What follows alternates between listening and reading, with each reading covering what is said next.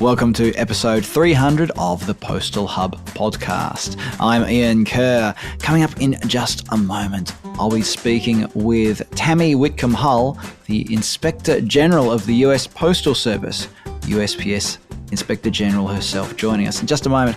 But given that this is a milestone episode, and it's not every day that you clock up 300 episodes of a podcast, I thought I'd look back through the archives and sort of see who my regular guests have been, who have been my MVPs over the years. And there have been quite a few familiar names in there. People like Mark Fallon, Marta Krzyzewski, John Callan, Kate Muth. But my top two, coming at number two, unbelievably, Kathy Morrow-Robertson. Kathy appeared so many times over the years. And Kathy of Logistics, Trends and Insights, of course. Go back, everybody. Listen to my interviews with Kathy over the years. But coming in at number one was, I'll do a drum roll, but I don't think I've got any sound effects here.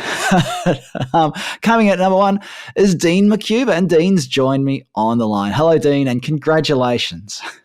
Hello, and it's been a great experience, and I hope we can do another 300. Another 300. Oh, crikey, Dean. That's quite a lot. Bearing in mind that I actually started this almost exactly 8 years ago. April 2015 it was, everybody. It wasn't weekly at first. It was all over the shop. And I was recording using the built-in mic in my laptop. Anyway, we don't need to talk about that because what do people really want to know about Dean? Whenever we talk, there's probably a better than 50-50 chance that we're going to talk about FedEx, and there's been some really big news about FedEx Ground, FedEx Express, and have they finally done away with the old 2 vans, 1 street policy? Dean, what's happening? They're finally going to consolidate the pickup and delivery operations as best they can for Express and Ground, which today are 2 standalone companies. It's going to be a huge challenge. By the way, they also say they're going to integrate other standalone components of the corporation and bring them together. But I think there's one thing really quickly that I should say. A lot of the support functions of providing ground and express service are already consolidated. There's, invoicing is consolidated, sales is consolidated, marketing is consolidated, facilities is consolidated. So this may not be as big as it sounds because it's not like bringing in 2 separate standalone companies and having to integrate everything. Most of the minutia is done. The guts of the operations that need to be integrated are pickup and delivery functions for Express and Ground. And they're about to do that in the next year and a half. And in most cases, we'll have a single driver, but nowhere have they indicated that they still won't have dedicated express drivers to some extent that might do some type of standalone delivery.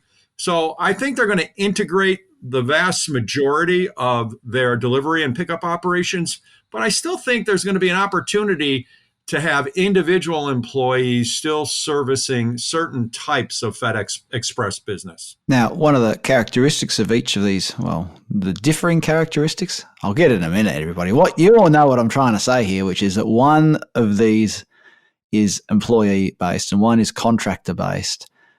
What's going to win out, Dean? Is that been made clear or is it still up in the air? This is the challenge. They're not telling us, and I don't think they're telling us yet because I'm not even sure they're exactly clear as to how that's going to play out. What I think we can count on is seeing more express deliveries and pickups go to ground. And they have to do that because this is all about saving money and driving margin and making Wall Street happy by driving up the share price. So the only way this satisfies Wall Street is by taking more of those packages that are delivered by more expensive express drivers and moving them into the ground network. I don't think it's going to be 100%. I think it's going to be many more express packages will be going in to the ground network, but it won't be called an express network or it won't be called a ground network. It's all going to be one, but at the same time, I still think to a certain extent, they're going to have the old employee express model operating and for the most part, they're going to have ground. An example of this is Alaska and Hawaii. They recently announced that those two markets will be staffed for both ground and express by the old express model. So we're going to see a combination of employees and contractors providing delivery services. That's going to be a huge challenge. And I would suggest that they don't even know how they're going to do it yet. Dean, we could probably go into much greater detail about this right now, but we won't because time is short today and we need to get to Tammy Whitcomb Hull, the USPS Inspector General, in just a moment. But Dean, it might be a topic that we revisit in a few weeks or months' time, especially when we've got a clear idea of what's going to be happening in relation to employees and contractors, and bearing in mind also the UPS situation with their negotiations with the Teamsters Union. Where there's a lot to sort of chew on in that. But we might skip it now. For now, anyway, everybody. So that we can get to Tammy Whitcomb Hull. But Dean, again, congratulations on being the most frequent guest, most frequent guest, the MFG? It's like instead of the big friendly giant, you're the MFG, the most frequent guest. Ian, I've been called worse, okay? Everybody, Dean used to work in sales, so of course he's been called worse. Thank you very much, Dean, and stay tuned, everybody, because coming up in just after this little burst of music, it'll be Tammy Whitcomb Hull, the USPS Inspector General.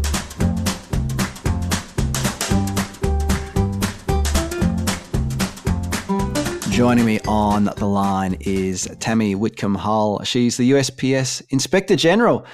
Tammy, welcome. It's great to have you on the podcast. This is the first time we've had the actual Inspector General on the podcast. We've had many of your staff members on the podcast over the years. Mm-hmm. So I wanted to ask yourself to get into this discussion, to talk about what exactly is an Inspector General, and more broadly, what does the OIG, the Office of the Inspector General, do? Sure, great. Well, the role of the Inspector General is to promote integrity in the U.S. government. We prevent and detect fraud, waste, and abuse and mismanagement in different federal agencies. So there's inspectors general in all of the big federal agencies. There's about 74 of us across federal government, and we're designed to be independent and nonpartisan. And the term Inspector General was used historically mostly in the military. The modern concept of IGs examining federal agency operations really took off in the mid-20th century. IGs were first created here for just a couple of agencies, but then after Watergate in the late 70s here in the United States, Congress passed the Inspector General Act to authorize 12 IGs in the federal government. And this number continued to grow from there. So that's kind of the background of IGs. And while many of the agencies already had kind of internal audit operations or investigative operations within the agency, the key goal of the IG Act was to ensure that IGs were independent of the management of the agency so that they could help Congress with its oversight responsibility for federal agencies. The Inspector General Act provides for dual reporting to both Congress and agency leadership. So for us here, it means that we have to keep both Congress and the Postal Service governors fully informed about problems and deficiencies that we see in postal operations, as well as any need for the Postal Service to take corrective actions. Following the recent postal reform bill, we're also responsible for oversight of the Postal Regulatory Commission, the Postal Service's small regulatory agency. And in that case, we report to the commissioners of the PRC and Congress about the work that we do there. Most OIGs have separate groups that conduct audits and investigations. Our Office of Investigations here at the Postal Service Office of Inspector General is our largest group. And that's primarily because the Postal Service has so many employees. They have about 650,000 employees across the country. And so with that many employees moving things of value and taking money over the counter and things like that, there's a bigger opportunity probably for inappropriate activity. So our Office of Investigations is larger. We have agents, law enforcement agents that are stationed all around the country to investigate crimes such as things like mail theft by postal employees. We also have auditors that are based around the country, and they do things. They do audits and look for opportunities to improve the efficiency and effectiveness of Postal Service operations, and obviously the operations as well of the Postal Regulatory Commission. They do this by conducting objective audits and reviews, and they make recommendations for improvement. Some offices of Inspector General also have an additional group that conducts reviews outside the audit process. And we do that as well as part of our Research and Insight Solution Center. We call it RISC. And they do mostly research and interesting projects because the Postal Service has to fund its own operations. And so it gives us an opportunity to do research in some interesting areas. And this group evaluates business processes outside the Postal Service and how those impact the Postal Service, how the Postal Service can use learnings from other businesses and other activities outside its four walls to improve its operations.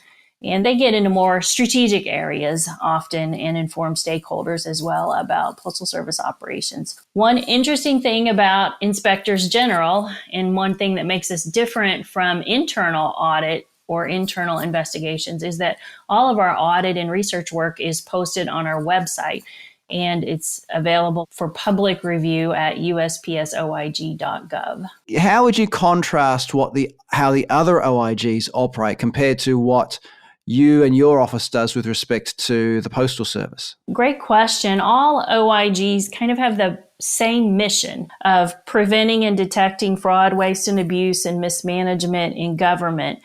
But the individual work and how we do our jobs as IGs can be kind of different depending on how the agencies that we're responsible for conducting oversight of, how they operate and their mission. For example, some agencies like the Postal Service have multiple facilities across the United States. Like the U.S. Department of Veterans Affairs, for example, they operate hospitals all across the country and medical centers and facilities. And so the VA Office of Inspector General does a lot of field work across the country in those offices in medical centers.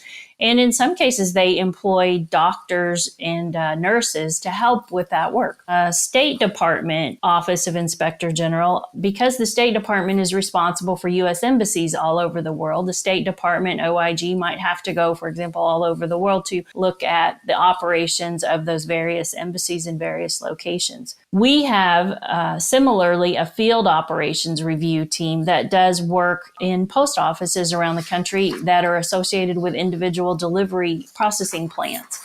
And so, for example, we'll select a processing plant and 3 or 4 delivery units that receive their mail from that processing plant, and we'll do geographic clusters of audit work in those locations to evaluate the service provided to the American public from those processing centers and delivery units. Now, there are other agencies like the National Science Foundation or the National Institutes of Health, that their primary mission is to provide grants to others and to take government money and give grants to fund research in universities or in other locations. And so their OIGs have a significant emphasis and focus on grant fraud. This is not an issue for the Postal Service, so we don't do grant fraud here at the Postal Service OIG. Other OIGs have a primary focus on contract fraud because their agencies do a lot of contracting with other businesses or other organizations. We do a bit of that here at the Postal Service because, as you know, the Postal Service being a large agency, they spend a lot of money and a lot of their money goes to contracting. So we do some of that here, but it's not necessarily our primary focus. There's a council of Inspector Generals, the Council of the Inspector Generals on Integrity and Efficiency. It's called SIGI for short. And it provides a way for OIGs to collaborate across government wherever we can. And I was recently honored to be named the vice chair of the council in last December. So I'm really excited about the opportunity that we have to improve government oversight across all of our IGs and across all of our offices, and to work with IGs across government to promote better government here in the United States. You mentioned data there. We're going to come back to data later on. I was going to ask you, Tammy, why the Postal Service needs an Inspector General, or even more broadly, the OIG, why it needs an OIG. I feel like you've partially answered that already. But is there anything else you want to sort of share about why the Postal Service in particular needs to have the Inspector General's role? I think we provide some value to the Postal Service in a number of ways. First, we promote integrity in the postal system by investigating crimes that put the postal system at risk. The vast majority of all postal employees are good, responsible, hardworking people that are there to serve America by delivering mail every single day. But sometimes postal employees are targeted by criminals to steal mail or to steal mailbox keys or to help drug traffickers to use the network that the Postal Service has to move drug parcels through the mail. So finding and stopping this kind of behavior really protects the postal network for all of its users and all of its customers. We also provide Postal Service management with objective feedback on how well some of their programs are working, how they're impacting customers directly through our audit and research work. We look at all levels of operations, from performance of individual delivery units to major Postal Service efforts, looking at the preparation for the peak season, one of the busiest times of the Postal Service, looking at how various areas are prepared for that, so that when the major influx of parcels comes through, is the Postal Service ready for that? Things like looking at how the Postal Service handles ballots during the election, making sure that the integrity is there, even just being there to identify whether the things the Postal Service has said about its preparations are reasonable and accurate. Our reports assess what's working and what's not, and we make recommendations for improvements. Our recommendations benefit the Postal Service. In the last 6 months of our fiscal year 2022, we issued 179 recommendations to the Postal Service, and they accepted 94% of them. Ideally, we make the Postal Service a better run organization, and that helps its bottom line, and it helps it better serve its customers and the American public. Our work, I think, is also beneficial because it's independent. It's kind of a third-party look at concerns about potential problems that the Postal Service has.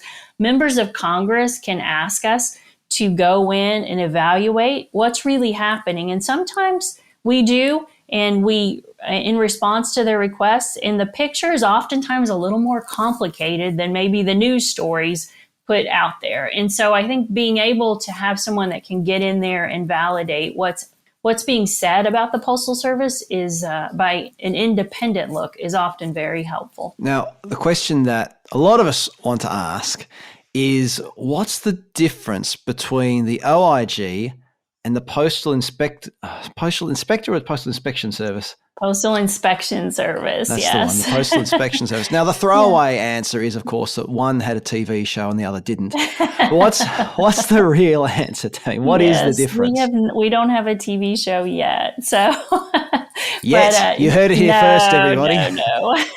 I don't think we won't be putting together a TV show, but who knows? Someone may make one about us. It's so exciting. But no, there's several differences. There's a structural difference and a jurisdictional difference. But the structural difference is that the OIG is independent and reports to the governors as well as to Congress. The Postal Inspection Service is part of the Postal Service, and so they report to the Postmaster General. So that's kind of the structural difference. The Postal Inspection Service dates back to the start of the United States. It's one of our nation's oldest law enforcement agencies, and prior to 1996, the role of conducting oversight of the Postal Service, including audits like we do now, that fell under the Postal Inspection Service. Back in the early 90s, the Government Accountability Office, which at that point I think was the General Accounting Office, GAO, they looked into problems across government for Congress, but they examined how the Postal Inspection Service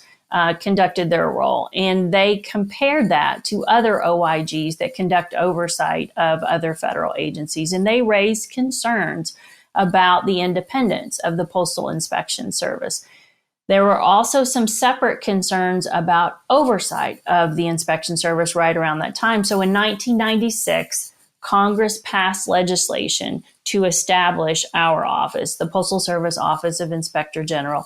And they established us as an independent entity, unlike the inspection service. Our investigators, this is where I get into the jurisdictional difference. Our investigators focus on misconduct and crimes involving Postal Service employees and contractors.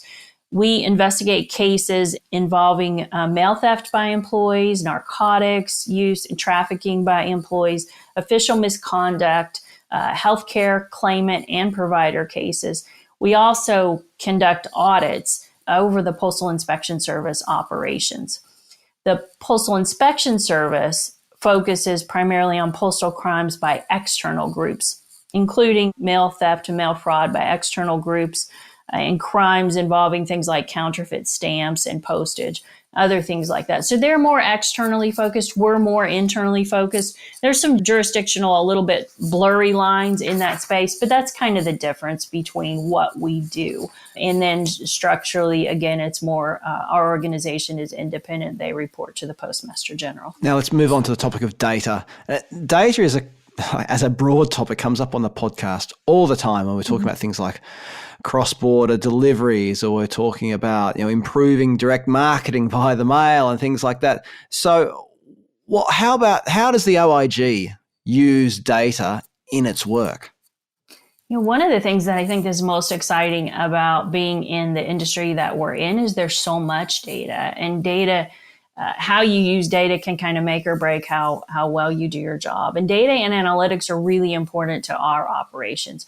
Our analytics team in our RISC group includes data scientists, data engineers, data analysis and geospatial professionals, and they're focused on helping our entire organization use data more effectively. Our auditors, our agents, the data analytics group helps them do their job. They build tools. We call them things like tripwires, which are tools that help identify misconduct or criminal behavior out there by postal employees. They also they build dashboards to help make it easier for our auditors and our agents to focus on problem areas rather than just waiting for tips or auditing a random sample of facilities. Data can point us to specific areas that are problem areas that can help us get in and take a look at areas that are more problematic. For example, we did a recent analysis of scanning data, Postal Service scanning data, and it suggested that certain facilities seemed to be failing to scan parcels properly. So the auditors can go out to those facilities and look to see why is the scanning not being conducted properly and what's going on, and make recommendations to the Postal Service to fix those specific problem areas.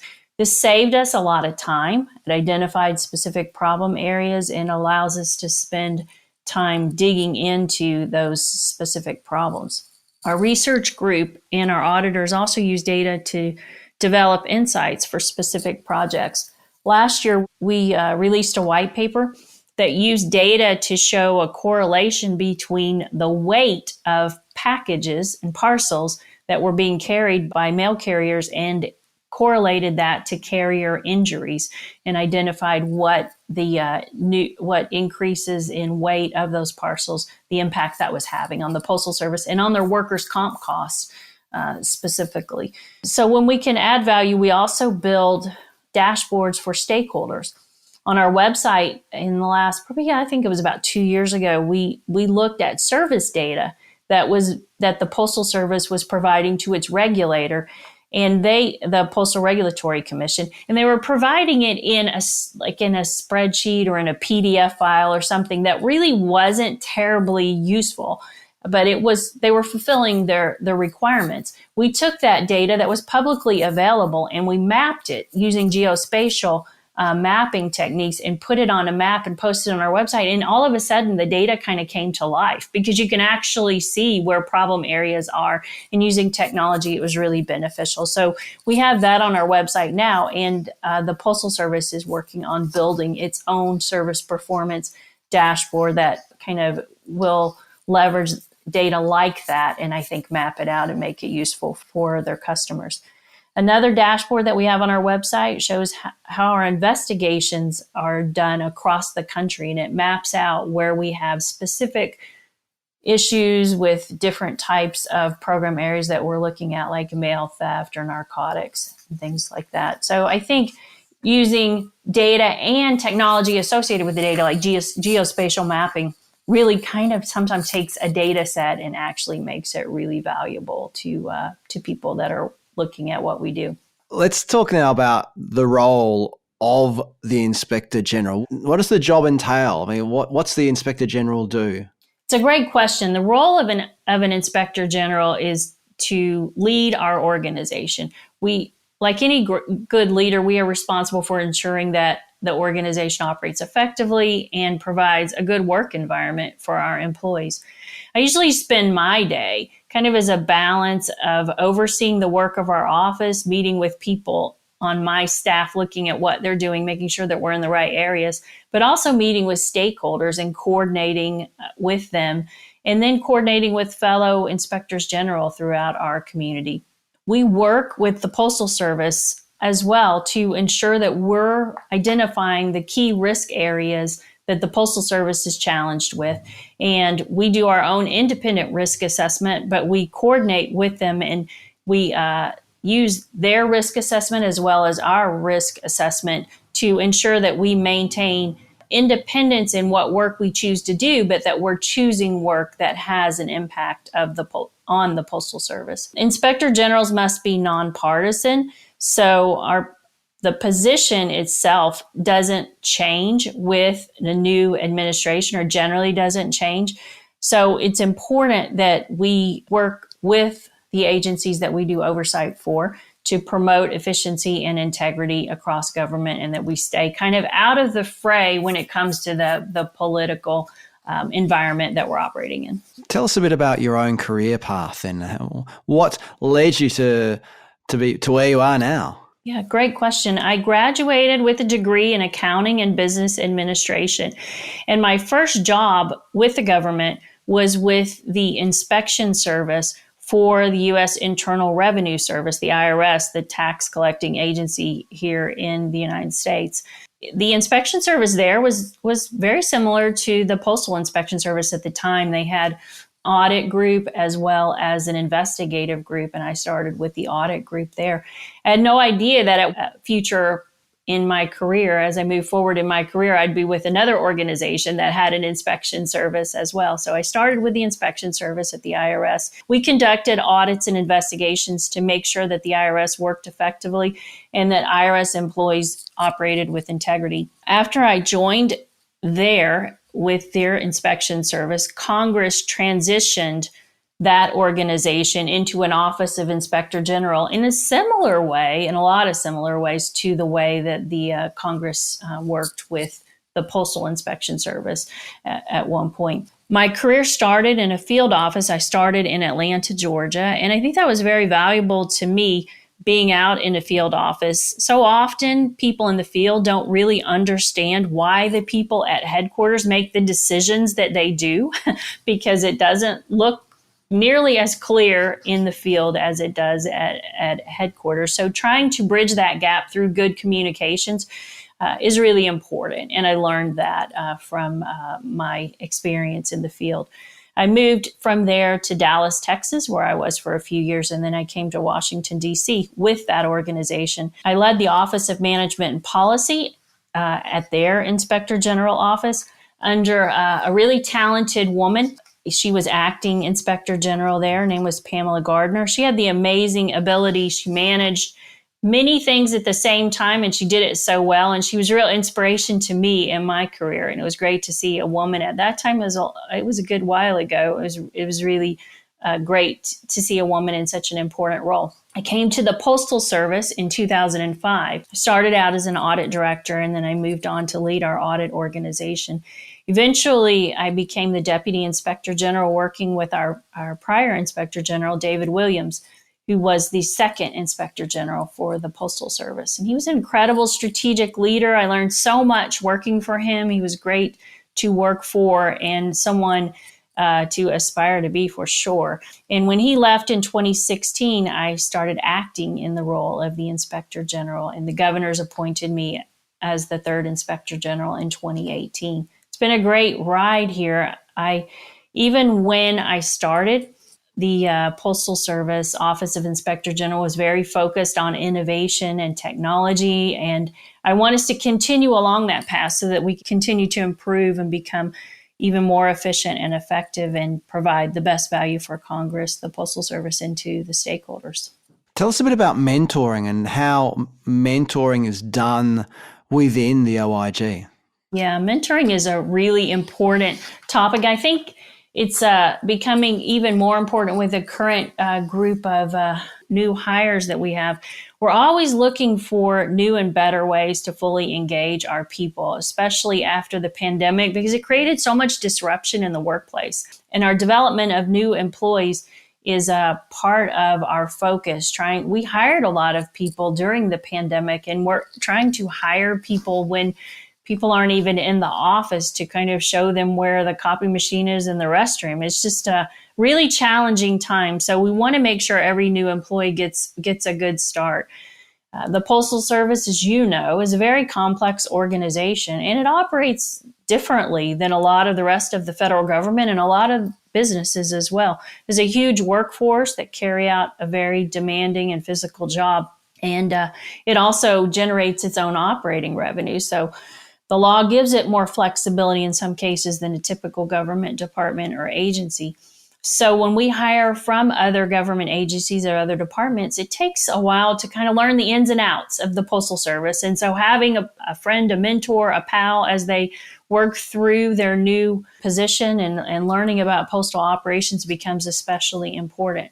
So to help new employees quickly find their footing in this complex world, we assign each new employee a colleague as a peer-to-peer mentor during their first 30 days. And that way each new hire has someone to turn to from the beginning and ask questions and help them around.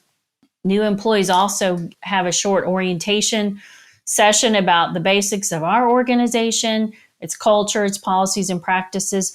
And then we provide a longer, we call it Postal 101 training session for our new hires to help them get a working knowledge of the Postal Service. Our various components, our Office of Audit, Office of Investigations have their own training. Agents, obviously, as federal law enforcement agents, they have extensive training requirements in federal law enforcement, and they attend a federal law enforcement training center. But in addition to all of that, and one of the things that I'm really excited about because it was launched probably 2 or 3 years ago, is a longer term, more informal mentorship program that we have for people that want to volunteer to be a mentor or to sign up to be a mentee.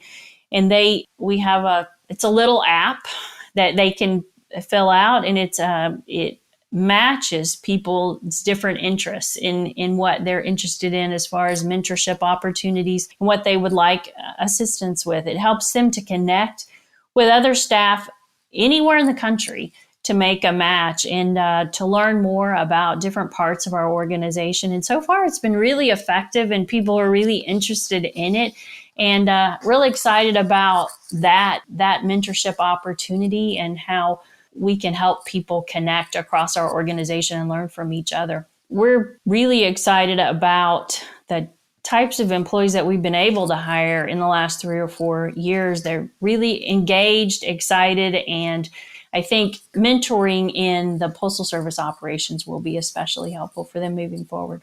And I think that's a hugely interesting topic because we are able to live in a world now where you might have distributed teams. Like you said, you might have your head office in one city, but you might have people, whether they're in field offices or they're just working from home 3 days a week. Being able to connect is crucial for career advancement, isn't it, these days? Right. Definitely.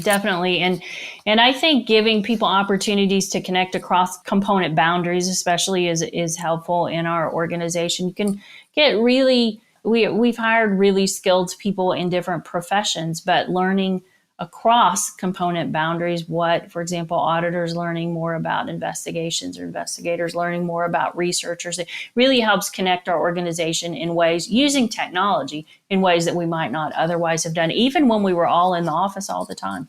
And I think the other thing that, well, people have heard me go on about this before, I'm sure, is that whilst everybody interacts with the Postal Service or the post office or the post, whatever it is in whatever country you're in, just being able to post a letter doesn't mean that you understand postal work, right? Right. So there is a fair amount of training, even if you're just joining the post straight out of university, or if you've already had a corporate career and you're moving into a postal environment, understanding what the post does. And what was the figure you said before? Was it 650,000 employees? Between 600 and 650,000. Yeah, it goes up and down. But yeah, this is a massive organization and very, very interesting.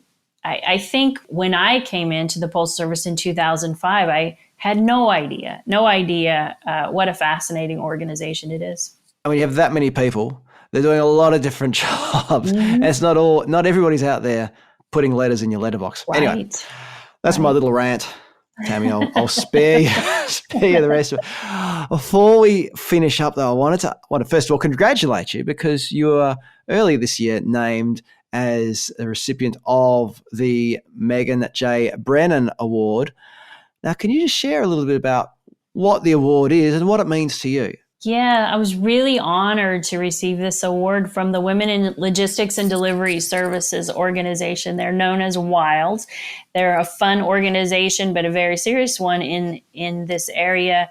And it was such an honor to receive this award, but it was especially meaningful because it was named for the first woman Postmaster General in the United States, Megan Brennan. Megan was appointed Postmaster General about a year before I was named Acting Inspector General of the Postal Service. So it was very inspirational to see a woman in that role as Postmaster General. And in my role as Acting IG and then Inspector General, Megan and I used to meet regularly to discuss our audits and investigations. And she was really good to work with. Even when we didn't agree, because we didn't agree on everything, but even when we didn't agree, she had a great ability to see beyond the conflict and to work towards solutions that achieved the greater good for the Postal Service. Megan had such a strong focus on making the Postal Service and the postal industry better, stronger, and more effective. The award was also really meaningful to me because it was from an organization that promotes women in leadership roles.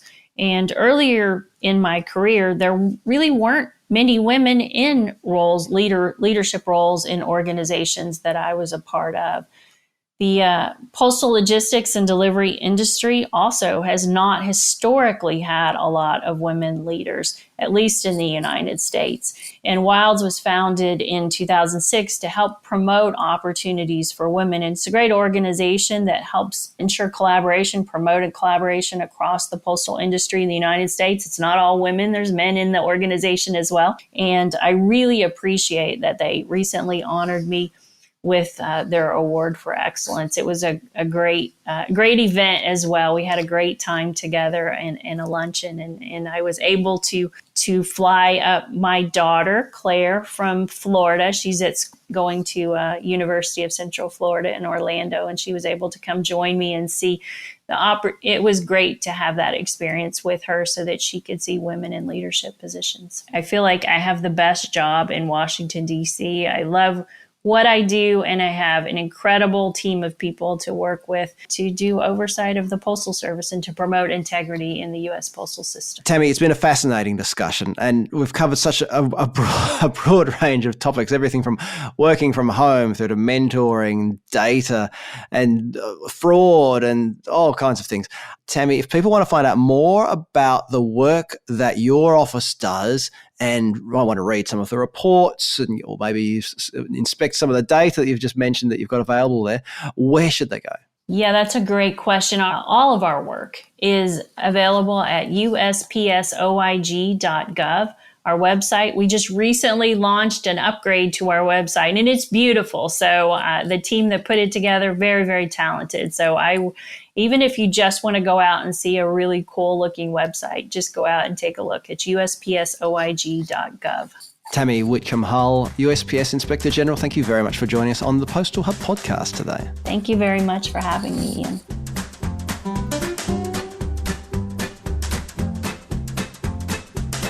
Next week on the Postal Hub podcast, David Spottiswoode from Hurricane is joined by Cyril McGrain from Unpost, and we are going to talk about their real-life experiences implementing customs codes, the new regulatory regime in cross-border e-commerce in Ireland. Really interesting discussion, that one. Who else is coming up soon? We've got Charles Brewer, the CEO of POS Malaysia. We're going to talk about their transformation strategy and their new approach to sustainability.